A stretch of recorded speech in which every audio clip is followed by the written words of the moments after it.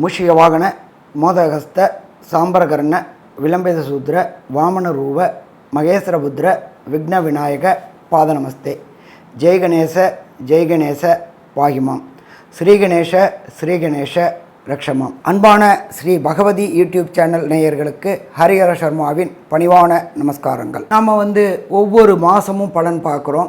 இதை தவிர ஒவ்வொரு பயிற்சிகளும் மிகப்பெரிய பயிற்சிகள் அப்படின்ற பொறுத்தளவுக்கு சனி பகவான் பயிற்சி, ராகு கேது பயிற்சி, குரு பயிற்சி, இதை மாதிரி பயிற்சிகள்லாம் பார்க்குறோம். இப்போ எப்பொழுதுமே பொறுத்தளவுக்கு குரு பயிற்சி அப்படின்னாக்க சற்றேறக்குறைய ஒரு வருஷம், ராகு கேது பயிற்சி அப்படின்னாக்க சற்றேறக்குறைய 1.5 வருஷம், இதுக்கு அடுத்தது சனி பயிற்சி அப்படின்றது சற்றேறக்குறைய எப்போதுமே 2.5 வருஷம் வரும். ஆனால் இந்த ட்ரிப்பு பார்த்தீங்க அப்படின்னு சொன்னாக்க சனி பயிற்சியை பொறுத்தளவுக்கு சற்றேறக்குறைய 3 வருஷம் வருது. சரி, எதுக்குனால இந்த மாதிரி 3 வருஷம் வருது அப்படின்னு பார்த்தோம்னாக்க சனி பகவானை பொறுத்தளவுக்கு ரிட்ராகேஷன், அதாவது வக்ர நிலை அடைகிறது. வக்ரம்னாக்க பலம் இழந்து காணப்படுதல். இருக்கிறதுலேயே சனியை போல் கொடுப்பவரும் இல்லை, சனியை போல் கெடுப்பவரும் இல்லை. அப்போ சனி கொடுப்பதை யாராலும் தடுக்கவும் முடியாது, சனி கெடுப்பதை யாராலும் தடுக்கவும் முடியாது. நம்ம ஒரு சின்ன உதாரணம் பார்ப்போமே. இருக்கிறதுலையே பரம பவித்திரமானவர் நல சக்கரவர்த்தி. அந்த நல சக்கரவர்த்தியையே ஒரு 7.5 வினாழிக ஜலத்தில் முக்கி பலன் கண்டவர். அவரை போல கொடுப்பவரும் கிடையாது, அவரை போல கெடுப்பவரும் கிடையாது. அதே போல் பார்த்தோம்னாக்க நவ கிரகங்கள் 9 கிரகங்களில் எந்த கிரகத்துக்கும் ஈஸ்வர பட்டம் கொடுக்கல.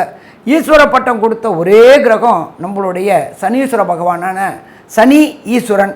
அப்போ நியாயத்தை வழங்குபவன் சனீஸ்வரன். இவரை யாராலையாவது கண்ட்ரோல் பண்ண முடியுமா? இவருடைய தகப்பனான சூரியனாலேயே இவரை கண்ட்ரோல் பண்ண முடியாது. சரி, யாரால தான் சாமி கண்ட்ரோல் பண்ண முடியும்? எம்பெருமான் விநாயக பெருமானாலையும் ஆஞ்சநேயராலையும் தான் இவரை கண்ட்ரோல் பண்ண முடியும். அப்போ இந்த சனி பகவானை பொறுத்தளவுக்கு இந்த வருஷம் சற்றேறக்குறைய 3 வருஷம் இருக்கிறாரு. மார்ச் 2026 வரலும் இருக்கார். சரி, இப்போ இவர் இருக்கிறது அப்படின்ற பொறுத்தளவுக்கு இவர் வக்ர நிலையை அடைகிறாரு. வக்ரம் அப்படின்னாக்க பின்னோக்கி செல்வது, ரிட்ராகேஷன் அப்படின்னு பேர். ரிட்ராகேஷன் அப்படின்னாக்க ஒரு சில சமயத்தை பொறுத்தளவுக்கு ஒரு நட்சத்திர பாதம் வருவார், ஒரு சில சமயம் 2 நட்சத்திர பாதம் ரிட்ராகேஷன் வக்ரம் ஆகி வருவார். அப்படி பார்க்கும்பொழுது இந்த ட்ரிப்பு சனி பகவான் வக்ர நிலையை அடைகிறாரு. வக்ர நிலையை அடையிறது எந்த டேட்லேருந்து எந்த டேட்டு வரலும்ன்ற சொல்கிறேன்.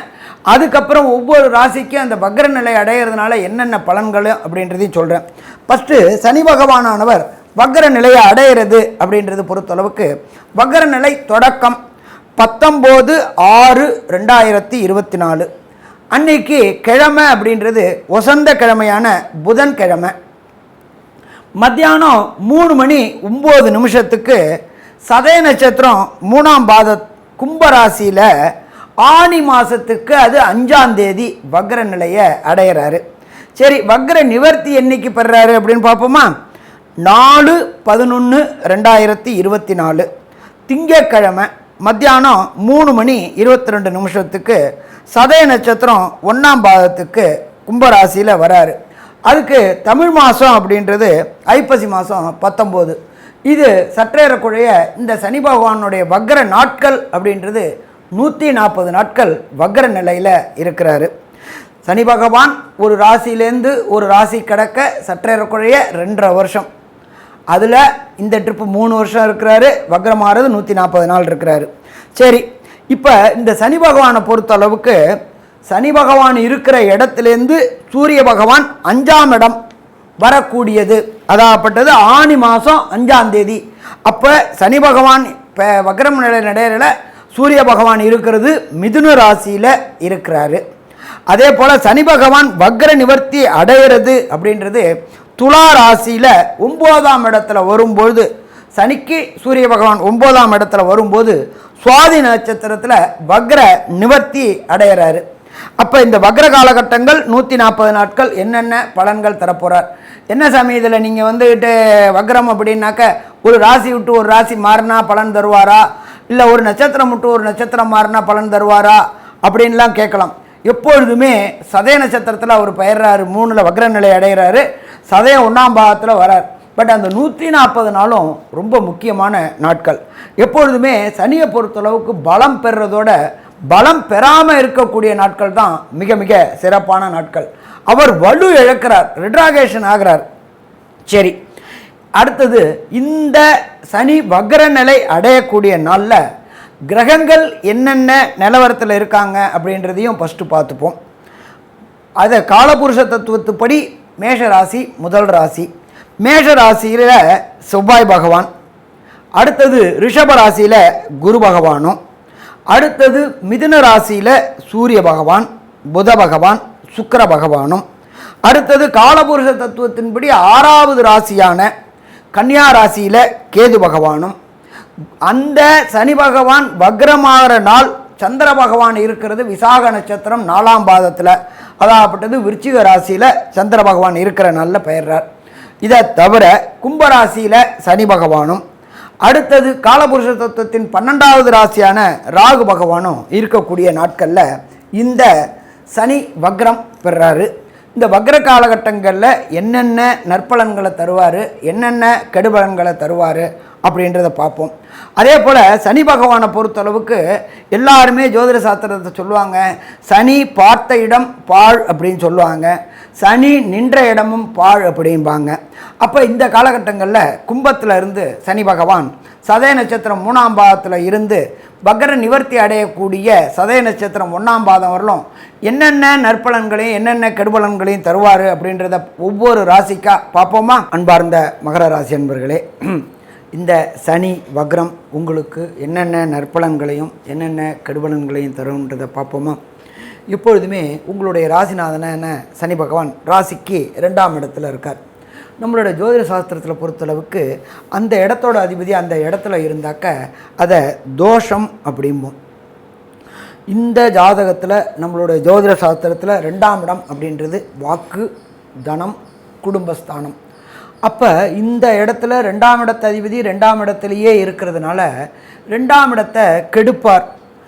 ஒரு சில கிரகங்கள் சுபத்தன்மையும் ஒரு சில கிரகங்கள் அபத்தன்மையும், அதாவது அசுபத்தன்மையும் இருக்கும். இப்போ இந்த மகர ராசி அன்பர்களுக்கு 2ஆம் பாவாதிபதியான சனி பகவான் 2ஆம் இடத்துலேயே இருக்காங்க. அது நம்மளை பொறுத்தளவுக்கு ஜோதிட சாஸ்திரத்தில் தோஷம் அப்படிம்போம். அப்போ 2ஆம் இடத்ததிபதி 2ஆம் இடத்துலேயே இருக்கிறதுனால 2ஆம் இடம் கெட்டு போயிருக்கு. 2ஆம் இடம் கெட்டு போயிருக்கு அப்படின்னாக்க வாக்குஸ்தானம் கெட்டு போயிடுச்சு.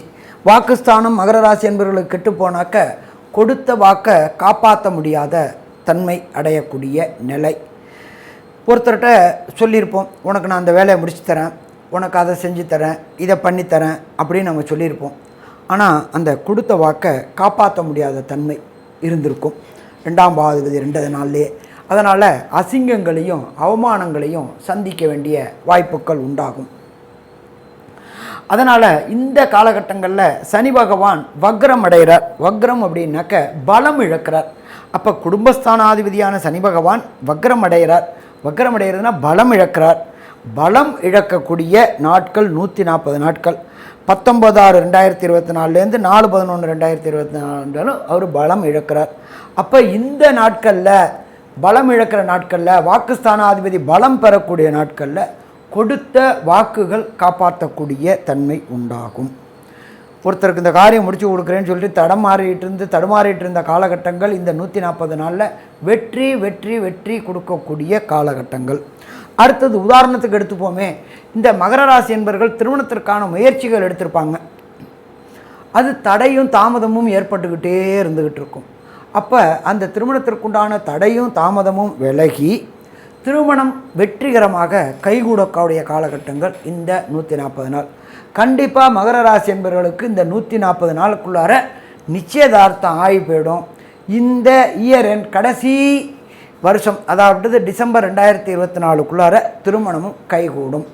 அது என்ன சாமி புதுசாக சொல்கிறீங்க அப்படின்னாக்க, குருபலம் என்கின்ற வியாழன் நோக்கு மகரத்துக்கு 5ல் குரு பகவான் வந்திருக்கார். அந்த 5ல் வந்திருக்கிற குரு பகவான் உங்களுடைய ராசியே பார்க்குறார். எப்பொழுதுமே ஒரு ஜாதகருக்கு திருமணம் கைகூடணும் அப்படின்னாக்க சனி பகவானுடைய தொடர்பும் குரு பகவானுடைய தொடர்பும் வரணும். அப்போ குரு பகவான் 5ல் இருந்துக்கிட்டு அவரே ராசியை பார்க்குறார். குருபலம் வந்துருச்சு. அதே போல் மகர ராசியை பொறுத்தளவுக்கு நடக்கிறது அப்படின்றது பாதச்சனி நடக்குது. அப்போ ரெண்டும் சேர்ந்து வரும்பொழுது திருமணம் தடைகளும் தாமதங்களும் விலகக்கூடிய வாய்ப்புகள் மிக மிக அதிகம்னே சொல்லலாம். அதே போல் ராசிக்கு 5ஆம் இடத்துல பிரகஸ்பதியான குரு பகவான் இருக்கார்.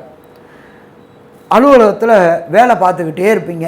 மகர ராசியை பொறுத்தளவுக்கு உத்தியோகத்தில் கடுமையான வேலை பார்க்கக்கூடிய தன்மை உள்ளவங்க.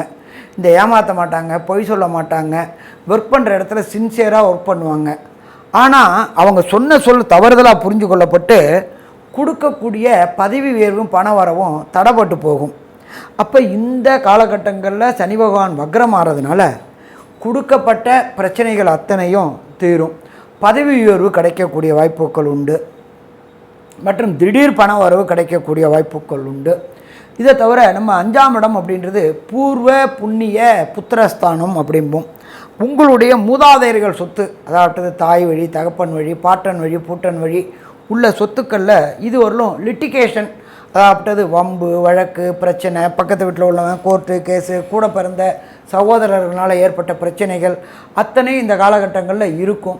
அப்போ இந்த சனி பகவான் வக்ரமடைஞ்சு பலம் இழந்ததுனால இந்த வம்பு வழக்கு கோர்ட்டு கேஸு எல்லாமே உங்களுக்கு சாதகமான தீர்ப்பு வரும். எப்பொழுதுமே நம்மளை பொறுத்தளவுக்கு வந்த தீர்ப்பை அனுபவிக்கக்கூடிய பாக்கியம் கிடைக்கணும். அப்போ இந்த காலகட்டங்களில் பிரகஸ்பதியான குரு உங்களோட ராசியை பார்க்கறதுனால கண்டிப்பாக அனுபவிக்கக்கூடிய பாக்கியத்தை இந்த காலகட்டங்களில் கொடுப்பார்.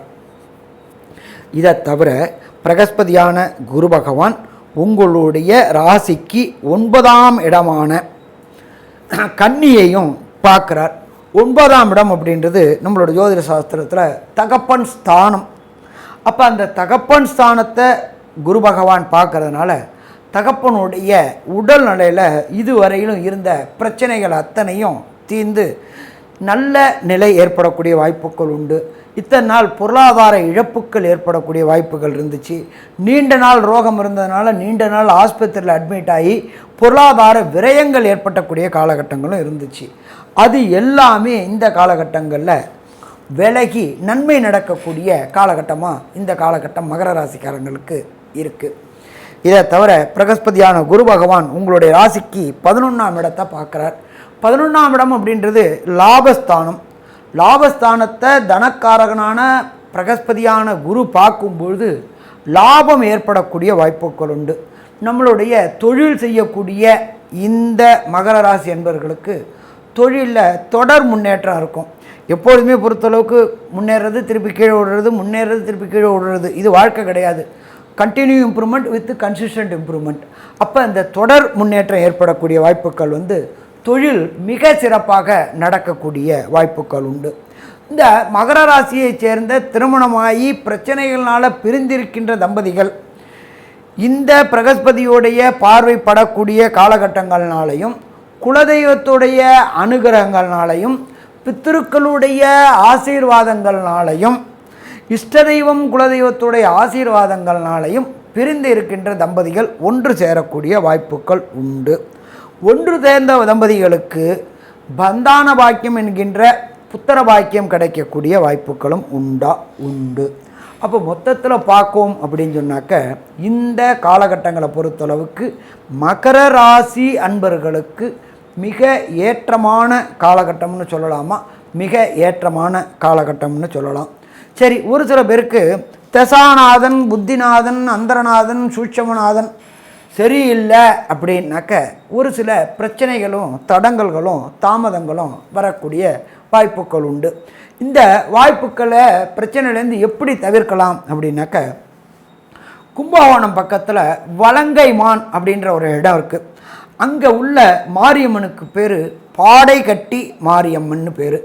எப்படி அந்த என்ன சாமி பாடை கட்டி மாரியம்மன் சொல்கிறீங்களே, ஒருத்தங்களுக்கு உடம்பு ப்ராப்ளம் இருந்தாக்க அந்த உடம்பு ப்ராப்ளத்தை அந்த நாகப்பட்டினம் வலங்கைமானில் உள்ள கும்பகோணம் வலங்கைமானில் உள்ள மாரியம்மன்கிட்ட வணங்கி அவங்க நல்லா ஆயிட்டாங்கன்னாக்க எப்படி மனிதர்களை பாடையில் கட்டி எடுத்துகிட்டு போகிறாங்களோ அதே மாதிரி கட்டையை எடுத்து போய் நேர்த்திக்கடன் செலுத்தக்கூடிய மிகவும் சக்தி வாய்ந்த மாரியம்மன் அந்த வலங்கைமானில் உள்ள பாடைக்கட்டி மாரியம்மன். அந்த வலங்கைமானில் உள்ள பாடைக்கட்டி மாரியம்மன் அவ்வளோ ஒரு விசேஷம்.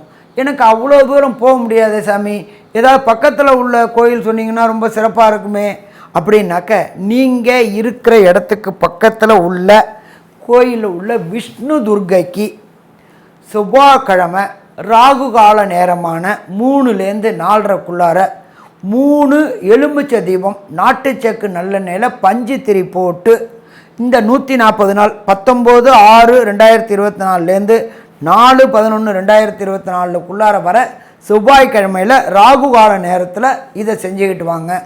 சாமி, நான் வேலைக்கு போயிட்டுருக்கிறேன், செவ்வாய்க்கிழமை வேலை நாள், அதுவும் ராகு காலன்றீங்க, 3 நாள்ன்றீங்க, அது போக முடியாது, எனக்கு வீட்லேயே ஏதாவது ஒரு எளிய பரிகாரம் சொல்லுங்களேன், ஏதாவது ஒரு சோத்திர மாதிரி சொன்னீங்கன்னா கூட நான் அதை படிப்பேனே அப்படின்றவங்களுக்கு இந்த காயத்ரி சொல்லித்தரேன். சனி பகவானுடைய காயத்ரி. ஓம் காகத்வஜாய வித்மகி கட்க அஸ்தாய தீமகி தன்னோ மந்த பிரஜோதயாத். இதை ஒவ்வொரு சனிக்கிழமையும் இந்த 19/6/2024லேருந்து 4/11/2024 உள்ள சனிக்கிழமைகள் தோறும் சனிஹோரை, ஒவ்வொரு சனிக்கிழமையும் காலையில் 6லேருந்து 7 வரையிலும் சனிஹோரை.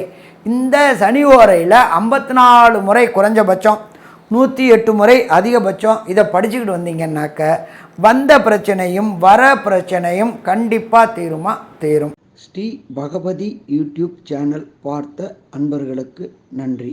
இதே போன்று ஆன்மீக தொடர்புடைய ஜோதிட தொடர்புடைய தகவல்களை தொடர்ந்து நீங்கள் பெற ஸ்ரீ பகவதி யூடியூப் சேனலை சப்ஸ்கிரைப் செய்யுங்கள். மற்றும் அருகில் உள்ள பெல் ஐக்கானை அதை அழுத்தினீர்கள் என்றால் தொடர்ந்து என்னுடைய சேனலை பார்க்க முடியும். நன்றி, நமஸ்காரம்.